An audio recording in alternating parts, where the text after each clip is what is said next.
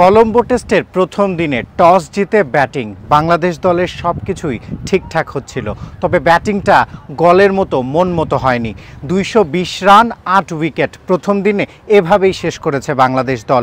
প্রথম দিনের খেলা শেষে সাদমান ইসলাম সংবাদ সম্মেলনে বলে গেলেন 270 বা 280 রান এখানে ভালো স্কোর, তবে 270 বা 280 রান থেকে এখনও 50 বা 60 রান দূরে বাংলাদেশ। তবে কি বাংলাদেশকে ভালো অবস্থানে বলা যায়?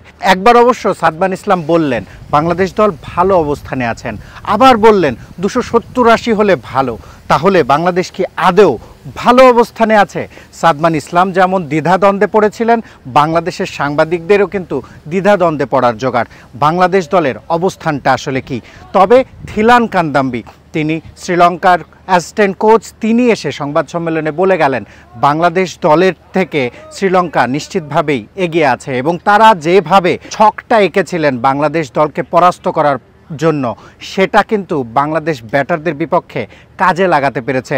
বিশেষ করে পেসারদের ভূয়সী প্রশংসা করেছেন তিনি, এবং বিশ্ব ফার্নান্দো, আসিতা ফার্নান্দো দুজন কিন্তু দারুণ বোলিং করেছেন। প্রভাত জয়সূরিয়া, যার ফর্ম নিয়ে কথা হচ্ছিল, তিনিও কিন্তু দারুণ বল করেছেন এবং বাংলাদেশ বেশ কিছু উইকেট কিন্তু বলা যায় যে থ্রো করে এসেছে। যতটা না শ্রীলঙ্কা ভালো বোলিং করেছে, তার চেয়ে বেশি কিন্তু বাংলাদেশ দলের ব্যাটাররা উইকেট থ্রো করে এসেছে। সাদমান ইসলামের কথায় ধরুন, তিনি সেট হয়েছিলেন 50-এর খুব কাছে গিয়ে আউট হয়েছেন। লিটন কুমার দাস 30-এর বেশি রান করেছেন, তারপর তিনি আউট হয়েছেন। 35 রান করে আউট হয়েছেন।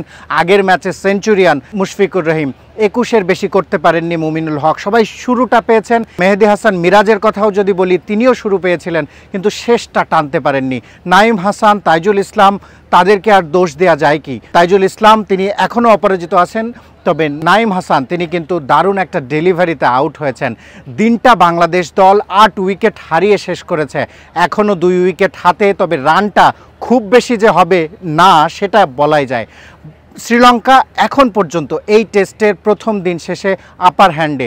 বাংলাদেশ দল এই ম্যাচে যদি ফিরে আসতে চায়, তবে তাইজুল ইসলাম এবং এবাদত হোসেন তারা অপরাজিত আছেন, এবং তারপরে নাহিদ জানা, তাদের কিছুটা রান এগিয়ে দিতে হবে এবং তারপরে যেটা করতে হবে বাংলাদেশ দলের বোলারদের দারুণ বোলিং করতে হবে। যদি বাংলাদেশ দল প্রথম ইনিংসে অনেক পিছিয়ে থাকে শ্রীলঙ্কার চেয়ে, তবে কিন্তু কলম্বো টেস্টে জয় তুলে আনা বা ভালো ফল আনা খুব কঠিন হবে। শিহাব হাসান খান, ক্রিকেট 97, কলম্বো, শ্রীলঙ্কা।